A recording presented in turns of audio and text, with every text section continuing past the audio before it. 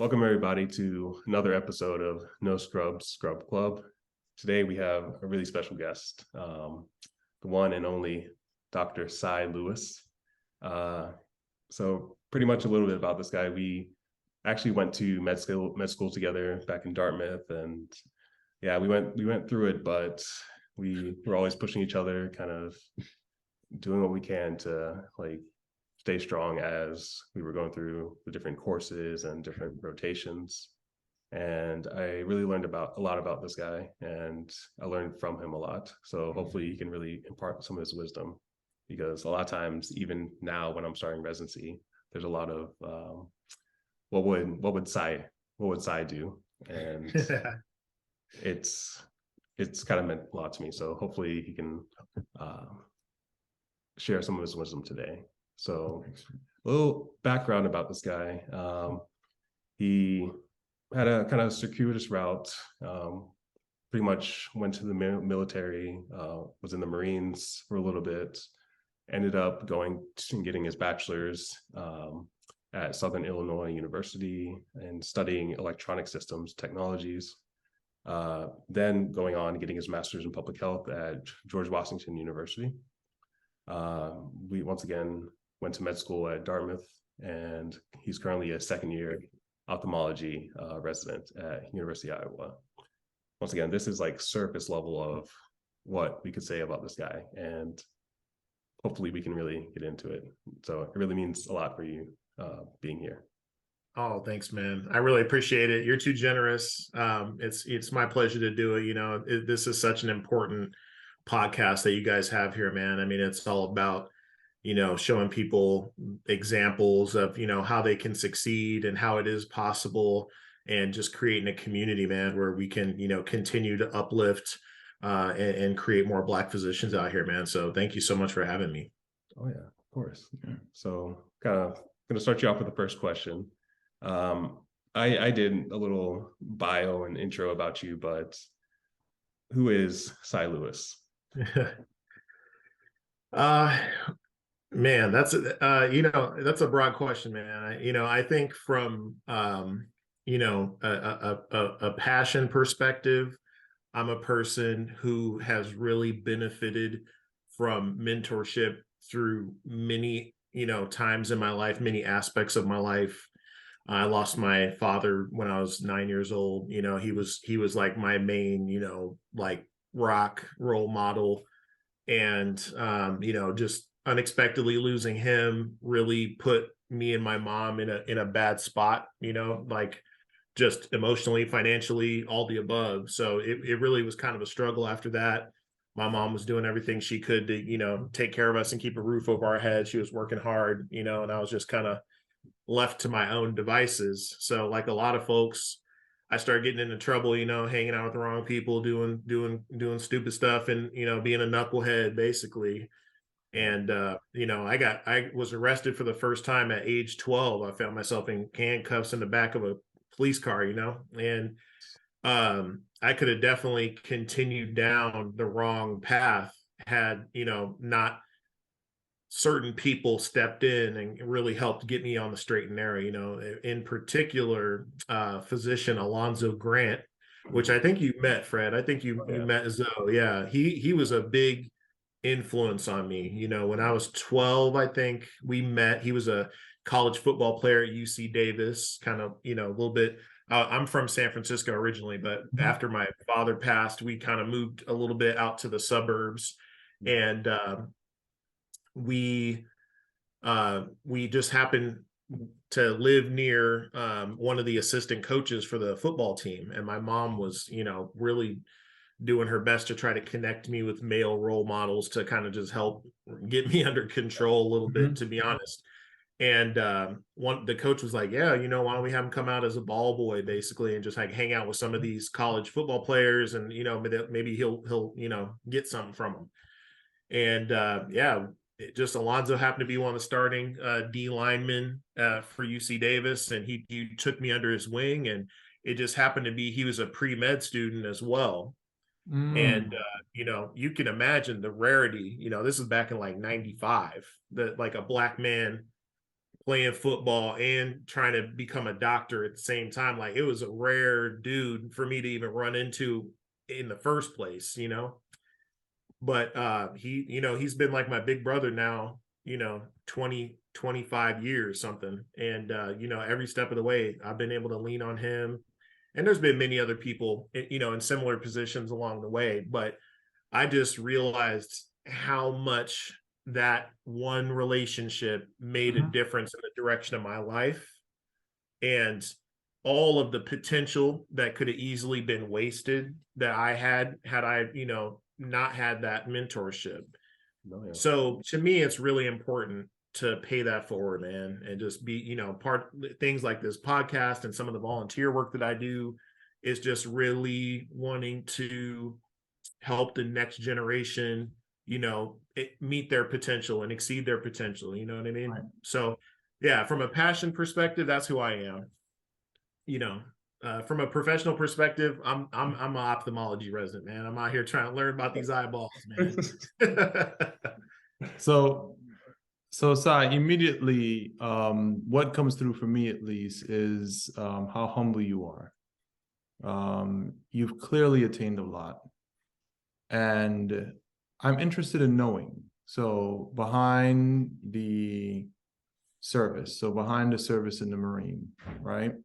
Behind your stint or your sprint rather to getting your bachelor's and then you becoming a doctor. That's a lot. So what's behind there? And here's what I mean by that. So what drove you? What values are behind there? So it, I'm interested in understanding how did you get here in terms of vision, in terms of any sort of values or drive?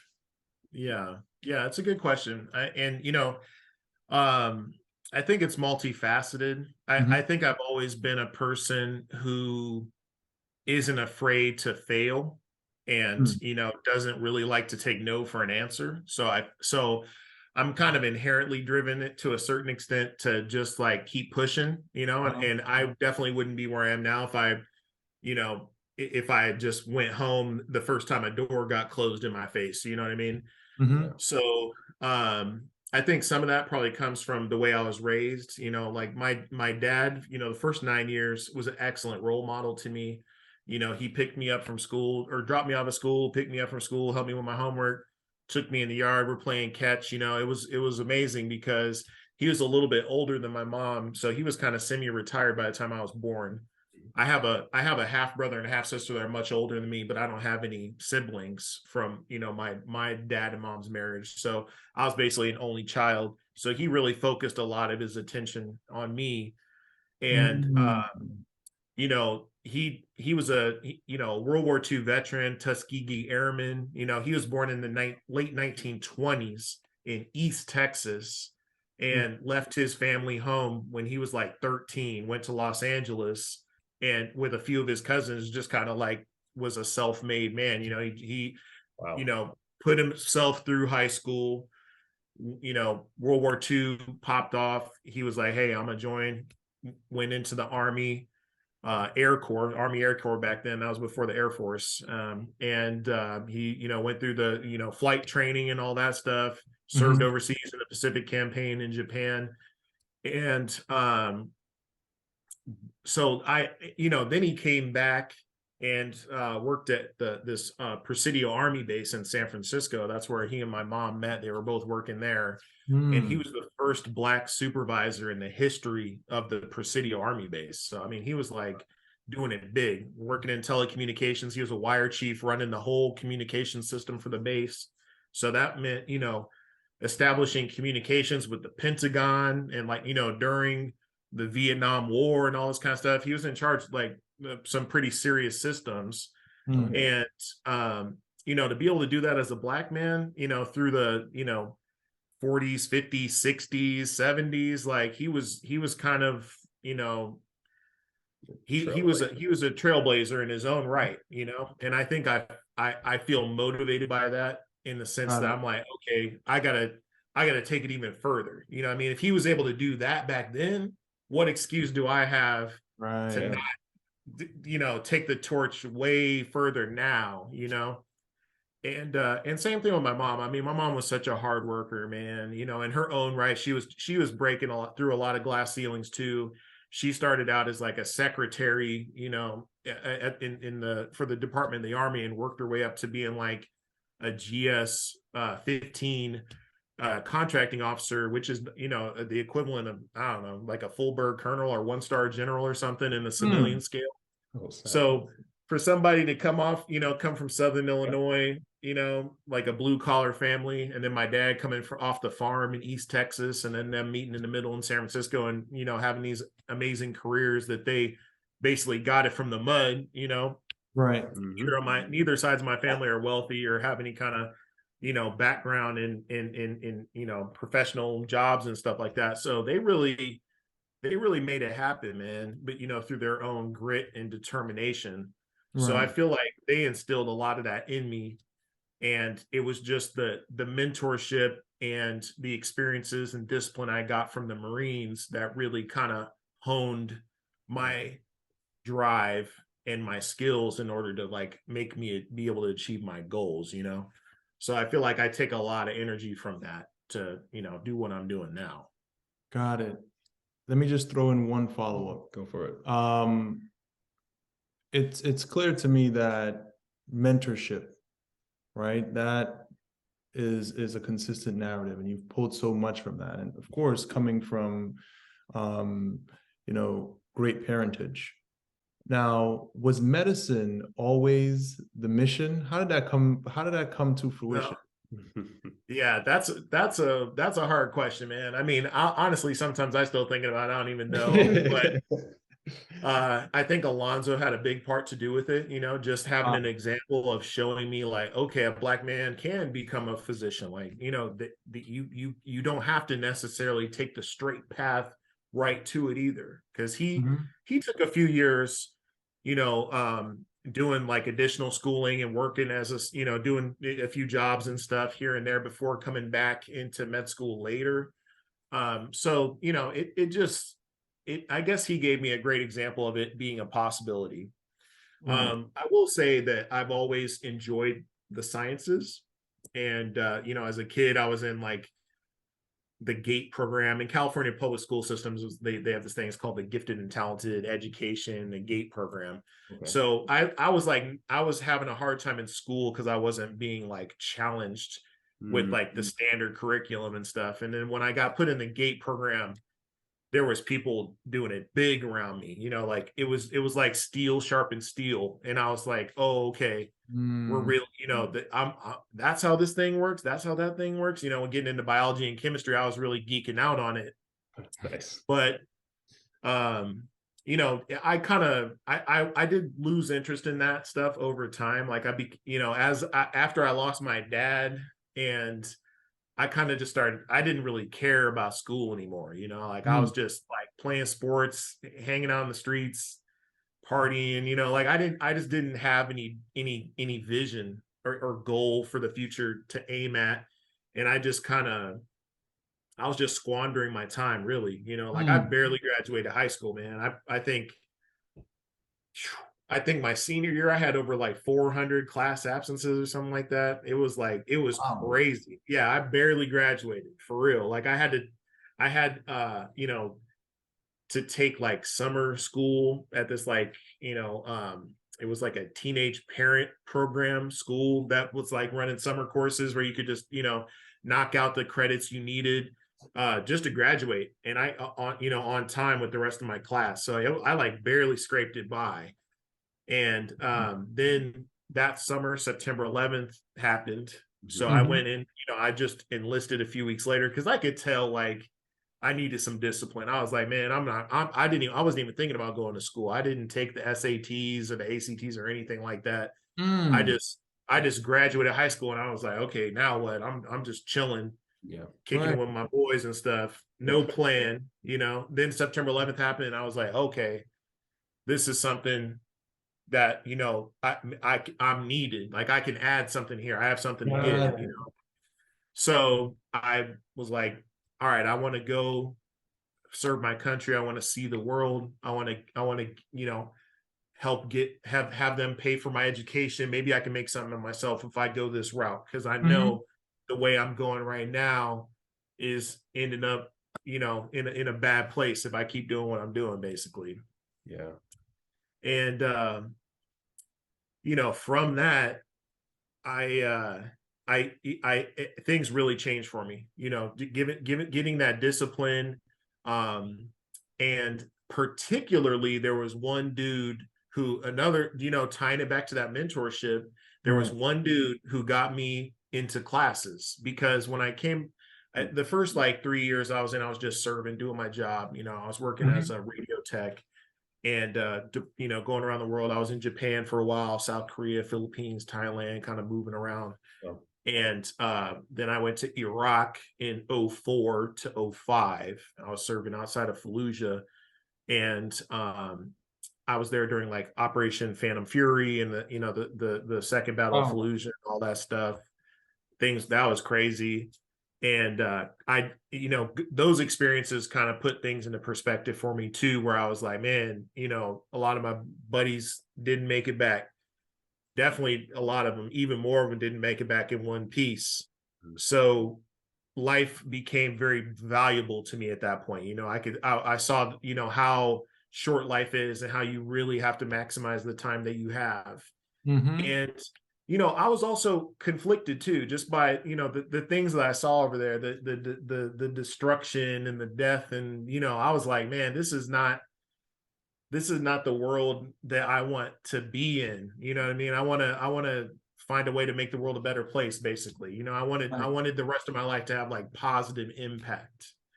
Yeah. And it took me a while to figure that out, that's what I needed.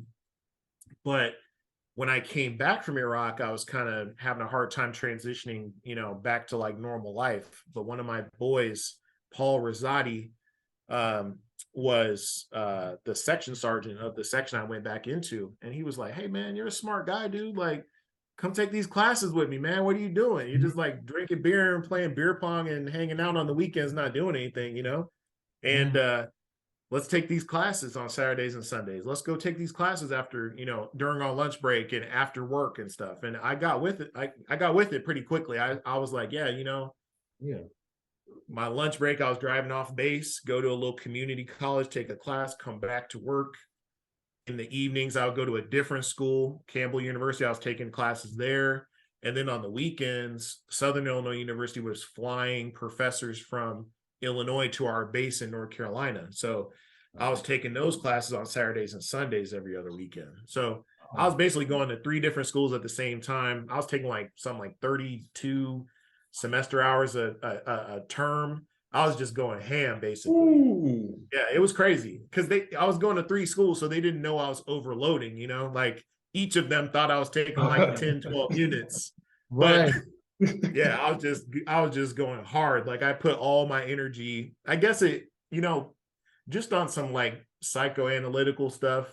I think I had a lot of stuff I was trying to process when I came back from Iraq. And I like refocused that into just working my behind off. Right. Yeah. And, you know, that gave me the drive and energy to just go hard like that, because I had a new goal and I felt like if I get there, then things will get better, you know. And then I just pushed really hard to get my bachelor's degree. And it was all thanks to Paul pulling me into it and be like, hey man, let's do it. You could do this. You're a smart dude. Let's get it. And then I, you know, going through those classes, I built up my confidence even more. Right. And, you know, and I was able to do a little bit of catching up, because it only took me like 5-6 semesters to get my bachelor's degree at that pace, you know? Yeah. Right. Yeah. So then I left the Marines, went back to civilian world. And then that was a whole nother transition. You know, I was married at the time, like most, you know, young dudes in the military. I got married at like 21 or something. Wow. That lasted like 2 years. And you know, I came home and everything just kind of blew up, fell apart. You know, we were fighting all the time. I was struggling to figure out what I wanted my place in the world to be, what I was going to do with my life. And that's kind of what I was foreshadowing a little bit earlier, is like I was begging to find a sense of purpose. Like I knew I had the horsepower to go to grad school and like, you know, be an intelligent dude and pursue an academic career, but I didn't know where to put that energy, you know. So I was just working like as a field engineer doing telecommunications for like Boeing and AT&T and stuff. But I was like dragging myself out of bed every morning. I hated what I was doing, you know. Like I felt like, man, who cares if these Mm. people have, you know, 5 bars versus 4 bars on their cell phone or whatever. Like I, Right. you know, climbing towers and just being like, I hate my job, you know.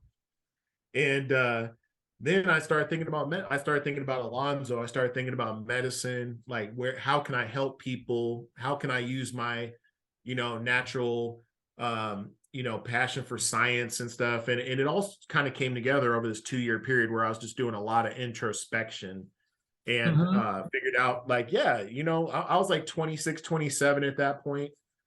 And I was like, man, med school is so hard. Like, if I don't do it now, I'm not going to do it. And that, man. Like, you know, that was around 2011, 2010, 2011 when I decided I wanted to go back to school. And it was tough, man. I was working full time, but I was doing the same kind of grind I was doing on the Marines. I was like taking OChem and physics on the side while I was still, you know, climbing towers and doing all this stuff during the day. And it was wild, but you know, it took me about 4 years, to be honest, like to do all of the pre-med prereqs, take the Uh-huh. MCAT, you know, like get, you know, my volunteer hours up and all that kind of stuff while still working full time. It took me about 4 years. So around 2014, 2015 is when I started working in public health Mhm. at a nonprofit under a former surgeon general who I met while I was doing my pre-med stuff at University of Arizona. And he kind of took me under his wing too. This dude, Dr. Richard Carmona, amazing guy. I could talk for another hour about him alone, man. Yeah, we're definitely gonna chat a little bit about. Okay, all right. I don't want to go into too much, man. I know you guys probably have more questions, but that was kind of the transition point for me. Was like, Okay. you know, once I got home out of the Marines, looking for what am I going to do in my life, it all kind of came together and pointed me towards like, yeah, you need to go back to school and pursue a career in medicine. That's where you can make the biggest positive impact, you know. Hmm. I'll say this and then I'll toss to Fred. What you just gave, that's a journey. You know, and it was a journey. And it seems that at every stage, like every checkpoint, you got some level of either revelation or a push via mentorship. And it, for me, it's very Yeah, salient how important mentors are in your life and your career and where you're at currently. 100%. 100%. I no doubt would not be where I am right now Mm-hmm. without, like, you know, I can identify like 4 or 5 specific people at each point where it was like, yep, if I didn't meet them, I you know, I wouldn't have Mm-hmm. gone to the Marines. If I didn't meet that dude, I wouldn't have gone to school. If I didn't meet this dude, I wouldn't have gone to, you know, public health. And if I didn't meet this dude, I wouldn't have gone to med school. If I didn't meet this Right. dude, I wouldn't have gone to ophthalmology, you know. And it's like, it's always there, man. It's just a common theme. And, you know, that's what makes me realize the value of it. Like, it can make the complete difference in somebody's life, just having that right mentor looking out for you, and being willing to accept that mentorship too, I think is a big part too. You know, That's a big part. Yeah. you gotta be prepared when that opportunity presents itself to capitalize on it, you know. Mm-hmm. Sai, some people have light bulb moments. I think you have light bulb people. Most def. Yeah, I like that. I like that. Yeah, it's true. So yeah, so definitely a lot of what you said. I don't know. Once again, this is one of like one of my favorite songs is like Kendrick Lamar, "Good Kid, Mad City." Mm. Yep. That's pretty much sounds like you're a good kid in a mad city, but the mad city was essentially everything that was going on around you. And so even with this podcast, it's just thinking, who doesn't have mentorship out there that could be like, Mhm. this kid has so much potential and it's just kind of squandered because they don't have the people that can help point them or even let them know, hey, let's give you some type of purpose. Let's get you Yeah. get you something. Mm-hmm. So kind of going from like what were some tangible things like from the Marines that was like, okay, I can use this to help kind of I don't know, structure how I live my life. And from there, it's kind of like, what were some of the things that you used like during med school? Because I know for myself, I probably could have used whatever you had at that time. I don't know, man. I feel like we were both hanging on to each other for dear life, man, trying to stay afloat, bro. I never try to gas people up and tell them that pursuing a career in medicine is easy, man. And I always try to tell them it takes a village. You really got to find your people. You got to find a way to support each other, because it's tough. There's always something, especially when you're coming from a background where, you know, your parents aren't physicians, or you don't have, financial support from your family or whatever. There's just like levels to it of, complication and difficulty that people, especially like when you're talking about like underrepresented minorities in medicine and stuff, a lot of times they just don't have the same type of support system that a lot of other, people from other backgrounds have while they're going into medicine. It's a very exclusive field, that has a high barrier to entry, It's really expensive. and yeah, I mean, just the cost of like just taking the MCAT, like it's like not only does that presume you're gonna, go to college, take the courses that it takes for you to even get to the point where you can take the MCAT, do well in that, which that takes, tutoring and study support and drive, and just having the ability. Sorry, my dog's barking back here. I'm getting too hyped over here. But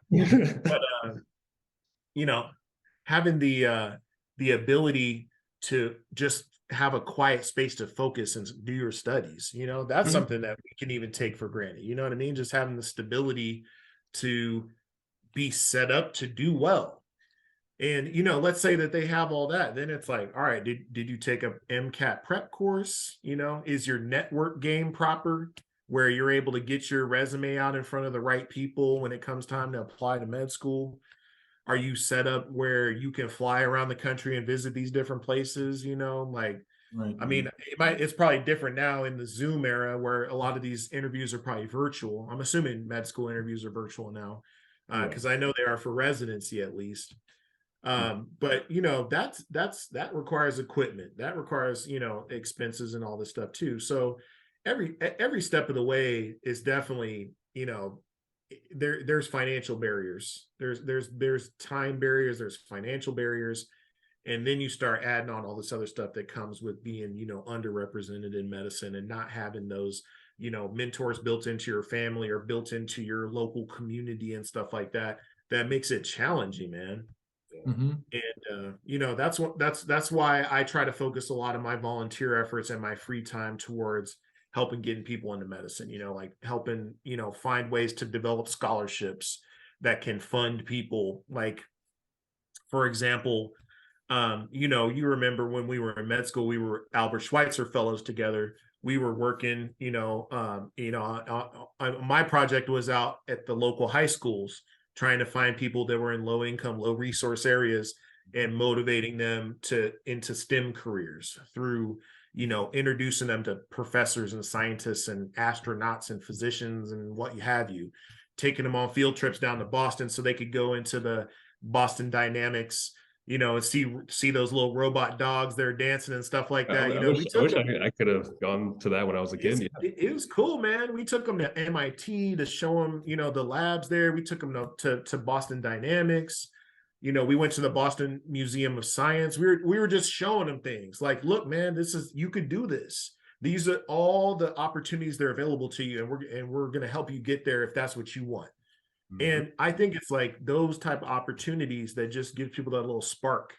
And, as long as the right mentors are there to kind of help push them into the places they need to be to make these connections happen, then, it can make a difference. But I totally see your point that if you're in a low resource area that's devoid of these kind of things and these opportunities, it's tough, man. But I think that that's part of our responsibility as people who have made it here to the promised land and have put in the work and made the connections, to make sure that we're looking back and helping people up the ladder the whole time, you know, and making those opportunities available in those kind of places. Mm.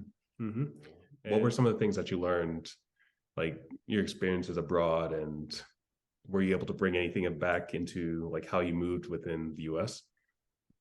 I think so. I mean, one of the things that was very clear to me was the level of privilege inherent in just being an American. You know, just like the birth lottery of like landing in the United States makes a humongous difference in people's ability to have access to resources, access to the high quality, you know, public education, healthcare, whatever it is. We take a lot of stuff for granted here that, you know, people like when I was in Thailand and Philippines and Iraq and stuff like that, they didn't have that stuff, man. Right. You know, it was crazy. It was crazy the level of grind that people had just making things work from nothing basically. And you know, I had such a deep respect for that, just seeing how you know how much we live in excess in America, and you know people in other, you know, less wealthy nations are still, you know, making things happen. Yeah. And you know it really gave me a sense of I guess hustle too, you know, like, man, if they're doing this with that, we could definitely make something happen over here with these resources and stuff, you know. So I kind of like enjoy finding ways to scrape money together and scrape resources together and stuff to make these programs happen. You know, like the Schweitzer project that we did, we made that happen, you know, on it for 2 to 3 years on like a $2,000 budget, man. It wasn't like, you know, we were balling out on some crazy big grant or something. So, you know, I feel like with a little bit of creativity, you can do some pretty cool things. And I think that a lot of that I got from my experiences overseas, my experiences working in low income neighborhoods when I was doing my public health work. You know, just like trying to find ways to make a little bit out of nothing. You know what I mean? Yeah. That's awesome. And the Marine Corps kind of says that. We have a saying like that too, because we're kind of like the least funded military branch out of all the military. You know, the Air Force and the Army, they got big money. Okay. And then the Marine Corps is like the younger sibling of the Navy. So the Department of Navy gets their funding, and then they like kind of hand us down like their old clothes and their old, you know, vehicles and stuff like that. So the Marines say, you know, we've been doing so much with so little for so long that now we can practically do anything with nothing. That's the saying, you know. And I think that little scrappiness and, you know, being able to squeeze a little bit of a drop out of every little thing that you pick up, it helps, man, with doing this type of work. Nice. So I have two questions, but I'll ask one first. And one is basically a pivot of what you just stated, right? It's clear to me listening to you that you had sort of these solid mental frameworks, right? And that came from various points of your life and experiences that you have. How do you handle, or if you've ever experienced this, how do you handle doubt or just periods of being, as you mentioned, you know, these people came into your life and progress happened through your work. How did you handle those moments of doubt or being in limbo? Yeah, it's tough, man. I mean, I feel like, you know, and my wife will attest to this. And like I was saying before, I'm a person that really doesn't take no for an answer. And it's like, I'll get back up. You can knock me down flat and I'll get back up. It's just like there's something, I don't know, wired wrong up here or whatever. I don't know what it is that makes me just be hard-headed and continue to pursue regardless of what the situation is. I think some of that, you know, a lot of that comes from the way I was raised. My mom used to tell me all the time, your legs aren't broken. You can always walk away from a situation. And Mm. I think people feel like risk averse in the sense that they'll be like, man, if I make a mistake here, I won't be able to recover, or like if I fail this test, it's over. I'm never gonna be able to get into ophthalmology if I don't get a 270 on step one. And it's like these kind of barriers and limitations that we set for ourselves make us feel like we can't get to the next step unless everything happens perfectly, or I can't make this move until everything lines up perfectly and then I'll make that move. And I Right. feel like that's kind of a mental trap that a lot of us put ourselves in, where, like I said before, I'm not afraid to fail, man. Like if I want to make it, like let's say I run like with a few of my co-residents a free eye clinic in our local community here, where we Mhm. provide free eye care for like uninsured, underinsured, and undocumented people in Iowa. So Nice. we don't have a lot of money. Until recently, one of our residents landed a pretty good grant. But prior to that, they were scrouching and scrimping and stuff to try to get old pieces of equipment to provide care with and stuff like that. So, I mean, right now I'm working on reaching out to a bunch of different eye clinics around the region and trying to get some of their old gear for the low. And it's like I might send 100 emails and get 99 no's or get ignored, but then that one person comes through like, bet, I got this old exam chair, man. It's in good condition. I was just going to give it away, or I was going to do this or that. You could have it. And it's like those kind of opportunities only pop up if you shoot your shot. You know what I mean? And Mhm. I feel like it's easy to tell yourself that those opportunities don't exist, but you're not going to find it unless you try to find it. Right. So, I guess that's my thoughts on like when that doubt creeps in, you got to Uh-huh. have the metacognition to like check yourself and be like, nah, you know what? Nah, I can still make this happen, even though everything's not lined up. Let me just think about it from a different angle. How can I, get to where I want to go? Maybe there's a different thing I haven't thought of yet, or something like that. And I feel like everybody has to struggle with that. When you're trying to achieve at the level that you have to achieve to become a physician, there's always going to be that imposter syndrome. There's always going to be that crazy next test or that crazy next high stakes interview, or that wild diagnosis that you're like, man, I don't know what's going on right now, but I need to figure it out for my Mhm. patient. We're always going to be questioning ourselves and not fully have everything under control or know exactly what's going on. But I don't think that you could do this job if you like fold it up like a lawn chair every time you hit a little bit of adversity. You know what I mean? It's Right. just too challenging. It's too challenging of a pathway. So I feel like a lot of that starts with that metacognition and just being like, you know what? I'm gonna ignore that voice that's giving me the doubt, and I'm gonna find a way to turn things the way they need to go in order to make this happen. Hmm. At the risk of asking an obvious question, right? Where does that come from? That fearlessness and tenacity. You told me about the how, right? And you told Yeah. me about the benefit and what it does for you. Where does it, so if somebody's listening to this and they're like, yo, this guy, Sai, is amazing, right? I believe in what he's saying. Where did you get it from, right? And how do you Yeah. feed it and or keep it?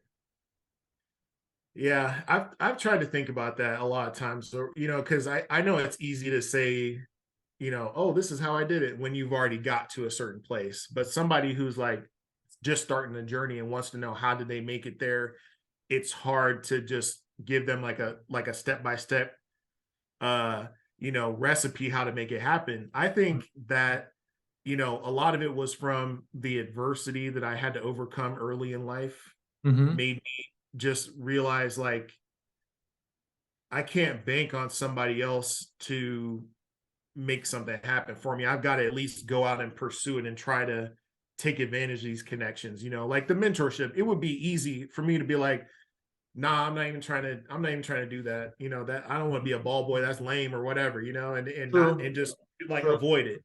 Mm-hmm. Or, when September 11th happened, I didn't have to go in the Marines. I could have been chilling doing whatever I wanted to do back in my neighborhood or whatever, So I feel like some of it has to be some inherent spark or inherent motivation.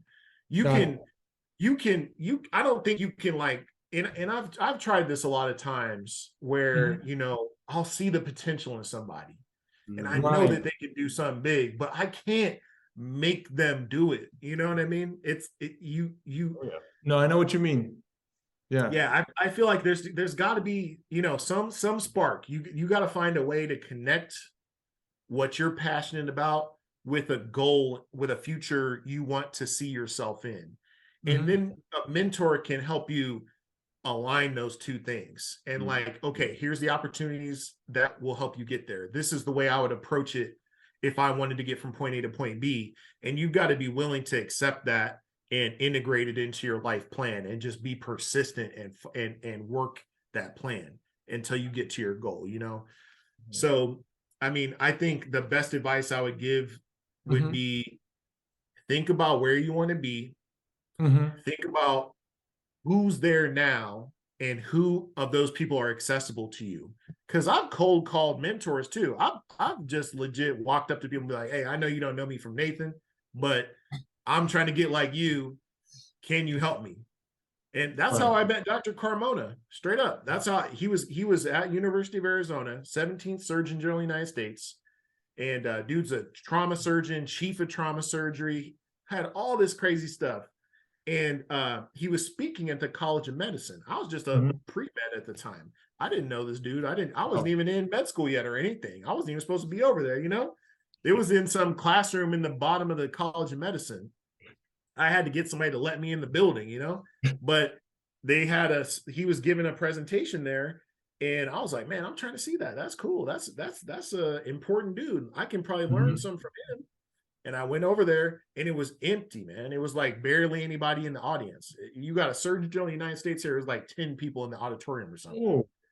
So we ended up having a very intimate conversation. He kept it real about all kinds of stuff, about how he, was born in New York City, grew up in Spanish Harlem, no father in the picture. His dad bounced. He was just raised by his mom with his siblings. They were struggling. And he dropped out of high school, man. Didn't even finish high school. Vietnam War happened. So he joined the Army, got his GED, got it from the mud, worked his way up, to become a Green Beret medic. And he served, he was like 2 tours in Vietnam, two Purple Hearts. Dude was a G. And the same thing happened. Everything was like, it was hitting me like, man, this is such a similar story to mine. Like, this dude really is doing what I'm trying to do right now. And when he came back from Vietnam, his boys were like, bro, you're so smart, man. Don't stop here. Like, you got to go to school. You got to become a doctor and do whatever. So he was like, nah, man, I'm not who's going to let me into college or whatever, but he fought through the doubt. He fought through those voices. Right. And he put all these applications out. He got into one school, Bronx Community College. Went to there. He was at this time, he's married, he's got kids, Vietnam vet, struggling, man. And he went back to school, started doing those night classes, taking to school. He worked as an EMT, worked as a nurse. He was doing all this stuff, man. Wow. He eventually, got all his pre-med stuff, got his bachelor's. He went to UCSF medical school, which is an amazing medical school. He worked his way up to that, graduated early, first in his class, got the Golden Cane Award, ended up, going, doing a general surgery residency, doing a fellowship in like burns and trauma, came back to Tucson, literally founded their EMS system there as their chief of trauma. And he did all this stuff and then became Surgeon General of the United States later on down the road when he decided to go back to school, get his MPH and start doing public health work. So this guy's here telling this whole story. And I'm like, man, what? That's what I'm trying to be right there. Okay. So yeah, I just walked up to him at the end of the speech and was like, dude, how can I get like you, man? Put me on, And he gave me a card. He was like, look, man, reach out to my secretary. Let's have a meeting. Let's chat, man. Tell me about yourself. We're going to figure out how we get you there, And sure enough, man, he took me under his wing. I stayed in contact with them. I maintained that relationship, maintained that mentoring. And when it came time where I, 4 years later, when I had all my prereqs finished, the MCAT was finished and all that stuff, then I was like, hey, can I come work for you? I'll volunteer. Let me just be an intern. I'll just come in there and get y'all coffee and file these papers or whatever. And he was like, yeah, I bet. I'm gonna put you in connection with the executive director and our research director. And you can come meet with them and see if we can get an opportunity for you.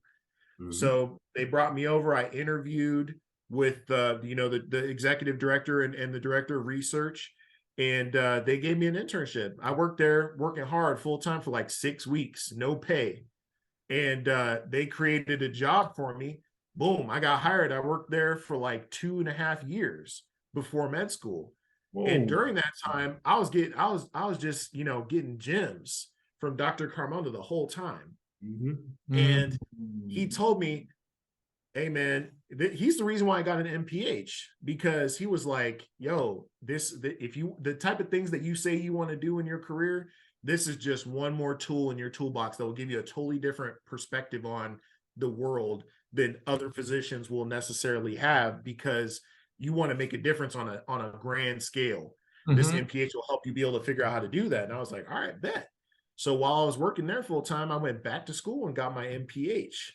And, they helped me with scholarships and financial support during that. So it was an amazing opportunity there that wouldn't have happened if I hadn't walked down that auditorium and introduced myself to Dr. Carmona, And then when it came time to apply to medical school, I'm sending out a letter with a 17th Surgeon General of the United States header. So, write me a letter recommendation, man. So it's like, those kind of opportunities, you got to be you got to be prepared to jump on them when they present themselves. I feel like that's a big thing that I try to tell my mentees all the time is you got to be ready to capitalize and nurture those mentorship relationships. Constantly seek mentors, nurture those relationships, and then always be willing to pass on that knowledge to the people behind you too. So, I mean, it's a one up, one down kind of situation constantly, Yeah, man. And once again, honestly, I don't put it past you being Surgeon General one of these days. I don't know, man. I see it in the cards. Yeah, I mean, Jerome Adams did it as an anesthesiologist. I guess maybe an ophthalmologist could do it. We'll see, man. We'll see. Hey, that's a surgeon. Oh, man. So, but yeah, man. And like, so there are like those components of like you like progressing your career, but you're also trying to progress others as well behind you. What have been like some of your kind of top 3 kind of projects that you worked on, either through mentorship or just kind of like outside work from ophthalmology? Yeah. Well, I mean, I kind of hit on the Schweitzer project. That was a big one during med school. That was a lot of work with Luke Mayer. Me and him both worked together to create a curriculum where we thought we could gauge the interest of these high school students and find a way to engage them and get them excited about STEM. So that took a lot of research. We had to look at the programs that were out there, which ones did well, which ones failed, and why. I took a lot of my community health work, working under Dr. Carmona at CRI, and used that because during that time I was doing some similar projects at a local middle school. So I got a little bit of experience there. I was like a YMCA basketball coach, coaching like co-ed 5th and 6th grade basketball. So I was getting a little bit of like experience with working with kids, not out here calling Pokemon Pokemon and stuff like that. Like I had to know about Minecraft and all that kind of stuff so I could connect with the kids a little bit. And, just making sure that we had a really good plan going into it. We tried to think of as much things as we could and, making sure it would be a successful program. And then rolling that plan out over, the first year we were at one school. Second year we went to 2 schools. And then the third year we started narrowing it down and like working with specifically like students of color at certain schools and stuff like that. So I mean, it was like a constantly evolving process that was being refined along the way. I'd say that was a big one. Also, one of the things that kind of, happened when I was on my way out, you probably remember when we were trying to do the McGill Scholars Program. Oh, So, yeah, at Dartmouth, we actually, there was this Dartmouth alumni, Woody Lee, who was, he's kind of like, he's a physician, but he's also like a part-time historian, like a hobby historian. So he started looking into Black graduates from Dartmouth's medical school, and he found out that about Samuel Ford McGill, who was actually the first Black MD graduate in American history, was from Dartmouth. It was crazy. He graduated in 1839. yeah. And it was like Rush Medical College thought that they had the first graduate. I think it was like in 1846 or something like that. But turns out actually Dartmouth, was like the fourth oldest school in America. It was founded in like 1797. And in 1839, Samuel Ford McGill graduated. And then he ended up going back to Liberia and like practicing medicine over there and becoming like a governor and all kinds of stuff. So it was really cool. But we didn't have anything going on like in his honor. It was like no scholarship, no painting on the wall of him or anything like that. So I was like, man, let's do something in his name that could really make a difference for, up and coming URM, pre-meds and med students and so on. And what I thought of was creating, using the STEM program for high school students and like, how could I weave that into like taking it up a notch? And Fred and I and Trinika and a lot of other of our classmates were already working in SNMA and, LMSA and organizations like that. So we were like, okay, we got the med student angle down. Like there's a lot of med students here who are motivated to mentor these high school students. That's not a problem. We could do that. We can take the foundation of the high school STEM program, pair these people up with med students for mentorship. Also, we were working with this program called Pathways to Medicine under which was led by an ophthalmologist. That's another mentor that helped me get to us, where I am now. But Mike Zegans, the chief of ophthalmology at Dartmouth, was teaching undergrad classes on the side, and he was also the faculty advisor for this program called Pathways to Medicine, which was Dartmouth College's undergrad program for URM pre-meds that were trying to get into medicine. So they had a whole bunch of programming and curriculum that they were already doing there. That was amazing. So Fred, Trinika, and I, a bunch of other students were already volunteering with Pathways to Medicine. So I was just really putting the pieces together like, okay, we got URM college kids, obviously highly successful if they got to Dartmouth for undergrad. So they got knowledge, they got gems they can drop. Me and Luke were working in the community, and a couple of the junior students below us, Shaw and Kenny, took over the program after us. So we had 4 students there that were already working with the high school students. So what we did is we connected the high school students with the undergrads. We connected the undergrads with the med students. And then the other piece of the puzzle was the Dartmouth alumni. We had no idea where the Black alumni were, where the Hispanic alumni were. They didn't even have a database collecting that information. Oh, yeah. So we worked with Amanda Bassett, one of the new people that came in for alumni and development. And she sent out a survey to all the Geisel alumni and started getting together, demographic information and stuff. And then we built these groups like Black alumni of Geisel, Hispanic alumni of Geisel and all this kind of stuff. So then we were able to bridge it there too, where now the med students who are trying to get into residency and trying to find a place to stay when they're on away rotations and, trying to pay for UWorld and all this kind of stuff. Now they've got these alumni physicians who can reach back and provide mentorship too. So that was basically what the McGill Scholars Program is this ladder going all the way from high school to physician with URM, folks willing to help people at the next level below them get up to where they are. and it's still going now. I mean, it was kind of coming together as I was graduating. So there were a lot of people who picked up the reins and made it happen after I left. And it's all cool, man. It's coming around full circle. I'm actually going to be going back out to Dartmouth this week on Thursday.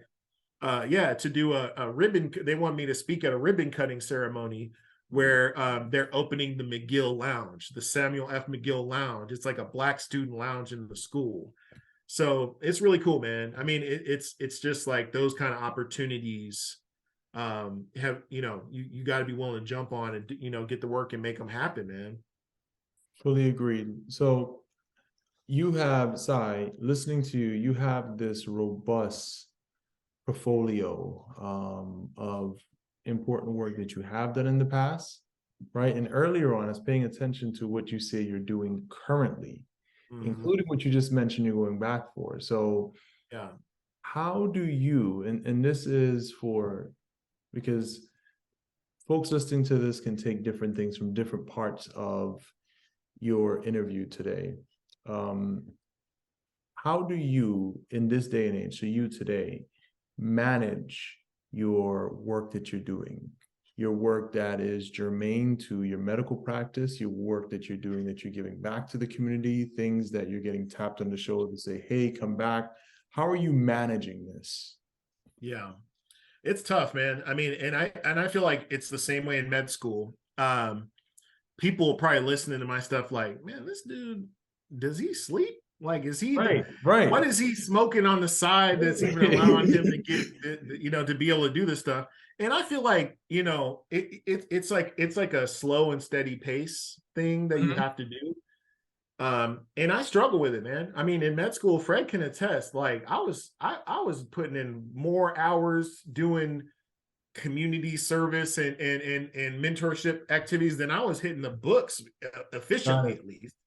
So until I got my head straight, because I was like, I was having a hard time balancing these things, and it was starting to reflect itself in my academic performance. So I had to kind of check myself and balance things out a bit more. Like my first year I was all over the place. Second year kind of got a little better. By the time I got to third year, I was like, okay, cool. If I don't become a physician, I'm not going to be able to make the impact I want to make down the road. So I can't try to do it all right now and fall off. And then, that's not going to give the biggest impact, overall over my career. So I feel like you have to balance things to the point where you're still doing good, you're still making change on the side, but at the same time, you're getting yourself to where you need to get in order to make the biggest impact. And that's by becoming a physician, being in practice, taking care of people, bringing people up, mentoring, providing scholarships, doing all these things that you can do when you achieve that level of, public trust, prestige, financial ability to make a difference. All that stuff that comes with being a physician. You got to become a physician first before you can get there. So I always try to tell my mentees, like, look, man, don't ever let the work, and having, the culture and the people on your shoulders prevent you from meeting your goals, because ultimately that's the best way you're going to be able to make a difference. So I've definitely had to learn how to balance those things better. And I feel like now as a resident, I've got a pretty good ability to say no, which I think is very important. Like sometimes you just have to turn opportunities down. Like, look, man, I would love to do this, but I can't. I just can't. I can't learn how to become an ophthalmologist at the same time I'm doing XYZ. I'm only gonna be able to do XY or whatever it is, So for me currently, that looks like, I'm working the standard hours, Monday through Friday, plus taking primary call on, the nights and weekends and stuff like that. And every month we have a free eye clinic at the Iowa City Free Medical Center. So we do, a half day there. So, and I don't go every month, some months I have to pass or I'm on call or whatever it is. So I go up there as many times as I can and, and see those patients, because that re-energizes me. And, it's doing that work is it kind of helps give me the energy to continue doing my studies too. So I feel like finding a way to re-energize from this work is helpful as well when it comes to balancing everything.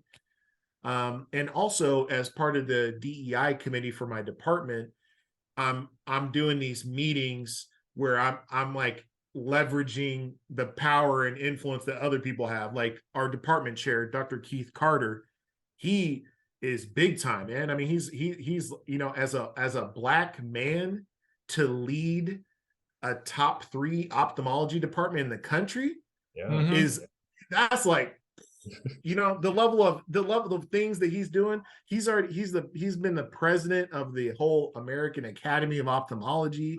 Ooh. Dude helped create this MOM program. It's like minority mentoring ophthalmology. I can't remember the exact mentoring ophthalmology, something like that. MOM program. He founded that, co-founded that.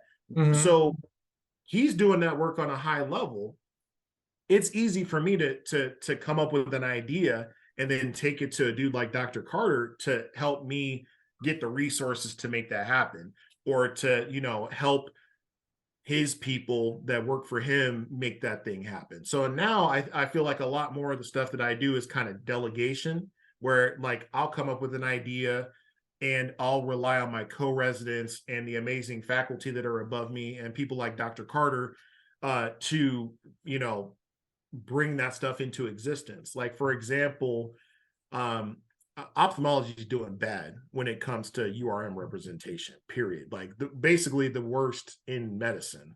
So, if you look at how many ophthalmologists are Black, it's something like 3% across the board. And you figure when you look at diseases like glaucoma and how much higher the rates are in the African-American population, how much, more progressive the disease is by the time people are diagnosed, how at an earlier age people are diagnosed with glaucoma in the African-American population. We need Black ophthalmologists badly, but we have the least representation out of all the fields of medicine. So it's so important. And it just makes it so much more, necessary that I'm, taking advantage of the opportunity to work with people like Dr. Carter. We have 2 Black residents currently in my program, me and Aaron Dotson in the class above me. 2 years ago, we had a Chief Alexis Warren, who's now going off and doing things as a retina surgeon. So, I mean, there's a few people in Iowa who's been making a difference. But last year, we started doing these funded away scholarships. So when 4th-year med students want to come do an away at Iowa, we were giving them a couple $1,000s to support them to be able to come here, find a place to stay, do whatever it is that they can to, be with us for those 4 weeks, trying to make the financial burden a little bit easier. So from that, we, work with the MOM program. We work with RAB Venable, which is another program that's designed to help URM students get into ophthalmology. We went from going from a class of, 1 Black resident being in a class of 5, the way it was for Alexis, Aaron, and myself. And now we just had match day last week, like 4 days ago. 3 out of 6 of our residents coming in the next class are Black. And that's through, one of them was in the away program. I think all of them were in the RAB Venable and the MOM program. So, I mean, these are like direct impacts we're seeing happen. And this year, we're expanding that program even more. So next year, hopefully, we're going to have 2 or 3 away scholarships that we'll be able to offer to people to come here. So it's like I'm still trying to do the work, but I'm just doing it, in a little different way. Yeah. And, but it's still impactful nonetheless, man. I mean, I think we're literally the only program in the country that recruited 3 Black residents this year in the match. And, I guarantee there's no program out there that has 50% of a resident class Black. There's no way, in ophthalmology at least. Yeah. That's so good. Yeah, man. So, I mean, we're making changes, man. It's important work. And, you just got to find a way to do what you can, and I'm looking forward to a career, hopefully in academic medicine, where I can continue this work, man. I feel like you gotta have a seat at the table, man. And that's I feel like that's the place where I can make the biggest impact. So that's the next stop for me, hopefully. And see, this is why, like, a fraction of why I definitely look up to you. I'm just like, all right, what would Sai do in this situation? You're too kind, man. Because even with the like mindset of like perfectionism and all that, I know that's something that a lot of medical students pre-meds, because you do have to be in a way like perfect to kind of get to these levels, but the ability to not be perfect and learn from that can help put you at a like further point than you would have been if you try to keep it safe. So I agree, man. Yeah, and you know, there somebody's always going to take a hit on something at some point during this journey. Like I understand the type A personality and the perfectionism, because it's so many of us are like that, but it's toxic, man, because you're like coming from JV and trying to go to the NBA kind of stuff. You know what I mean? It's like you look at just getting into medical school. What is it? 4,000, 5,000 people apply to a school, and then they create a class of 100 out of that. Yeah. And then all these brilliant people, it's like it's already a self-selected population, right? So you're expected to have these like high GPA, high MCAT, blah, blah, blah. You're already going to these like challenging majors, taking these challenging classes.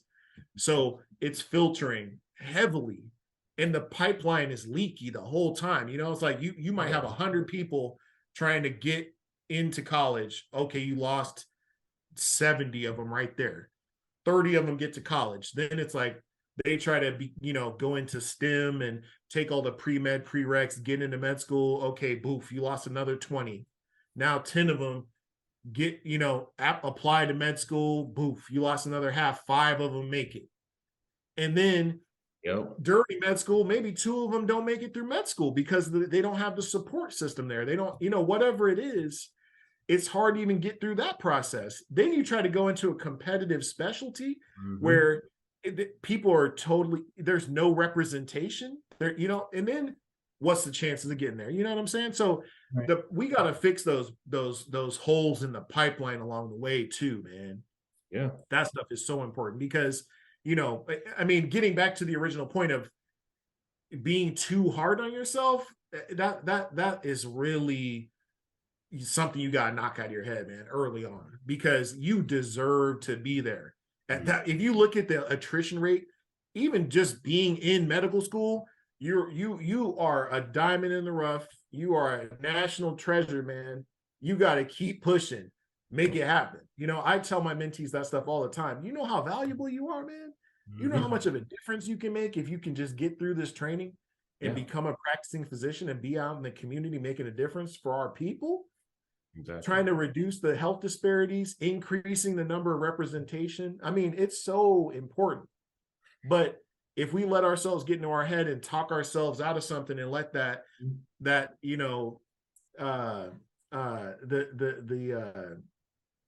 the term I'm looking for? Imposter syndrome. Yeah, if you let the imposter syndrome sink in and win, it's a wrap, man.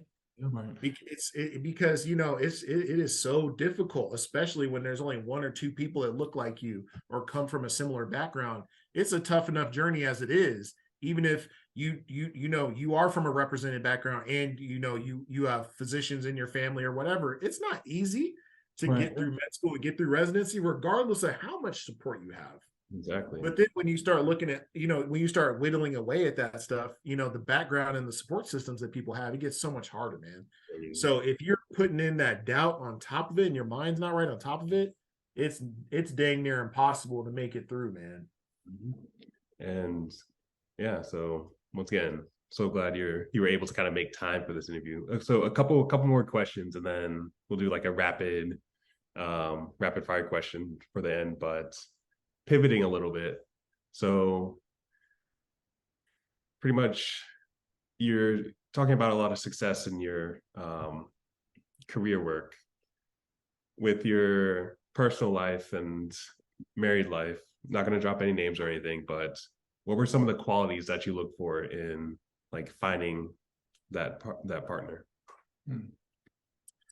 Man, I feel like medicine is such a time consuming and demanding profession that you have to have a partner who has their own identity and has their own things going on, like if you have a partner that like needs you to be there 24/7, that's going to be a problem, because when you're in the library and hitting the books and you're doing your research and your volunteer work and all the other things that are expected of you on top of being a student, that's going to be very challenging if they're not able to, you know, have their own things going on that will keep them, occupied and entertained and things of that nature. That's just a very basic, Yeah.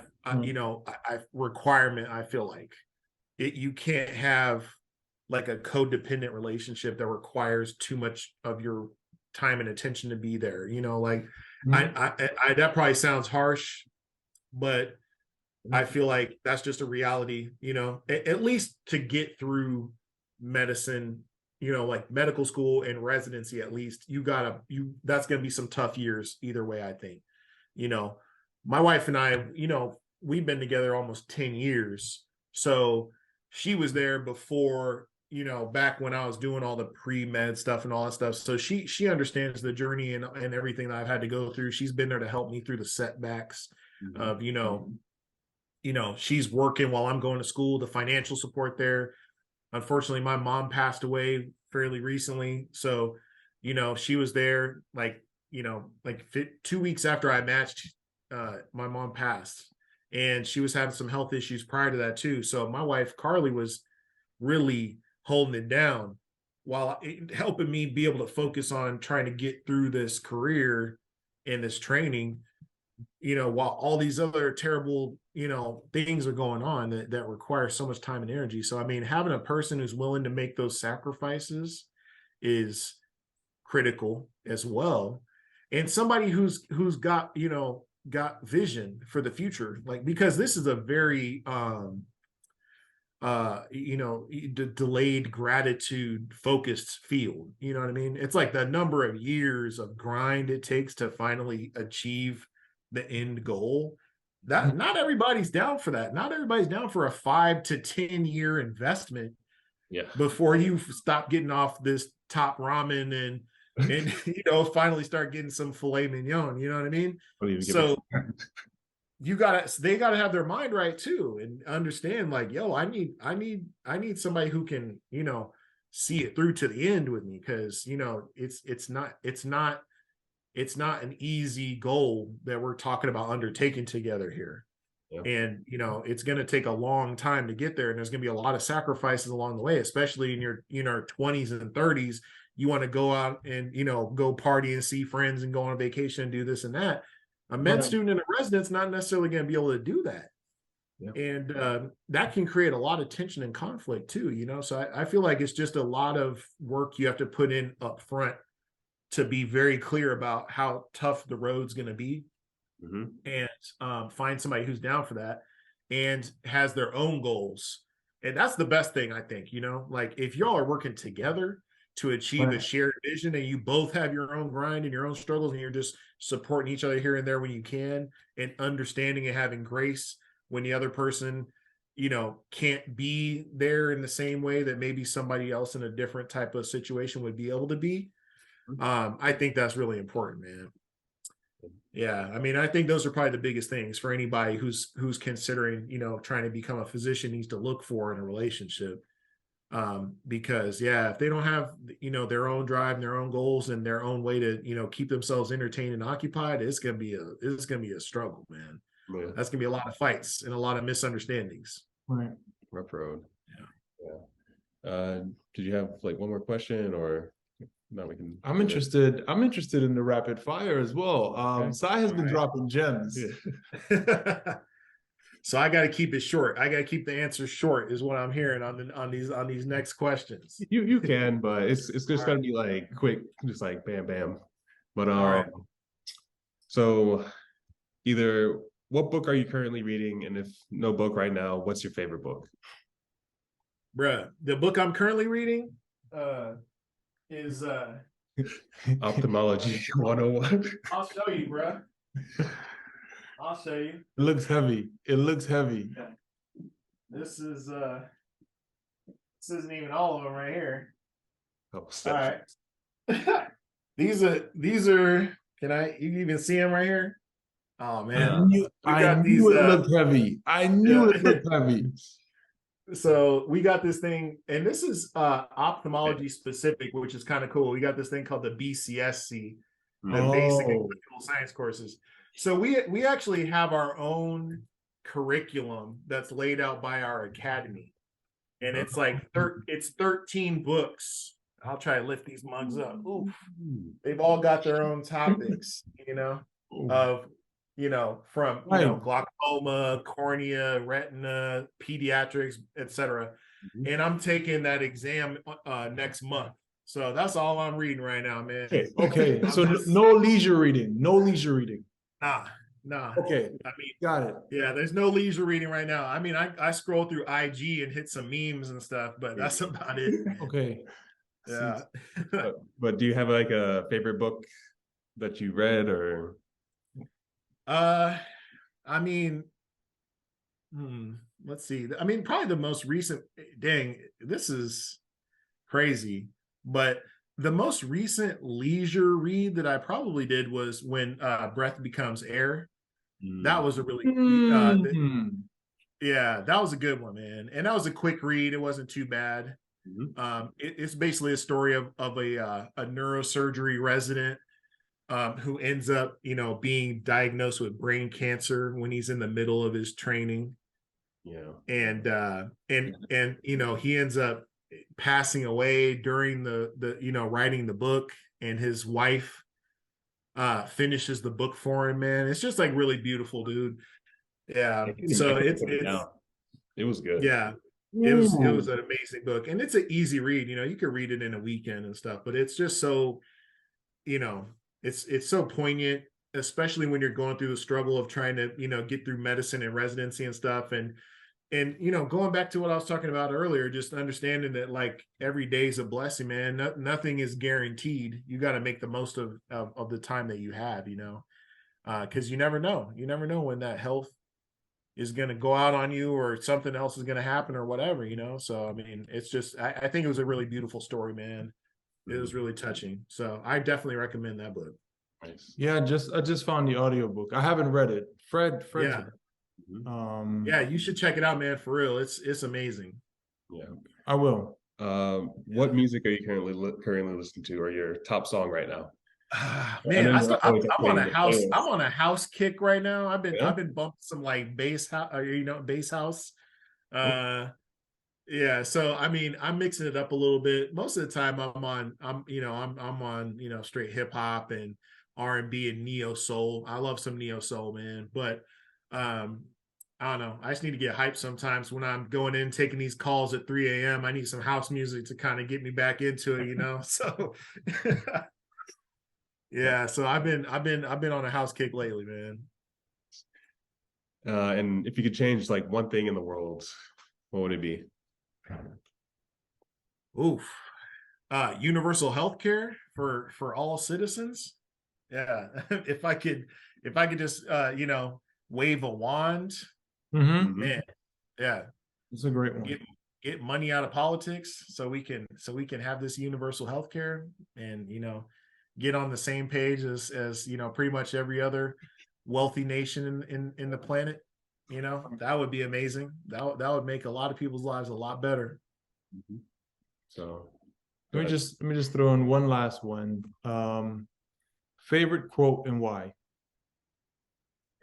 Oh, you know what? I'm gonna have to cheat a little bit because I don't have this thing fully memorized. Let me pull this up though. Have you guys ever heard of the Man in the Arena? Yes, but that Theodore Roosevelt gave this quote in France when back, I think he was at the Sorbonne. But it's kind of a lengthy quote, but man, I really try to live by it. And there's another one called Desiderata, which I love as well. It was written by Max. Yes. Yeah. That is solid. Yeah, Desiderata is amazing, man. Max Ehrman is a G for that one. Every line. Yeah. And I feel like the man in the arena is there's an excerpt that's similar from Teddy Roosevelt, and I'll just read it here real quick. It is not the critic who counts, not the man who points out how the strong man stumbles or where the doer of deeds could have done them better.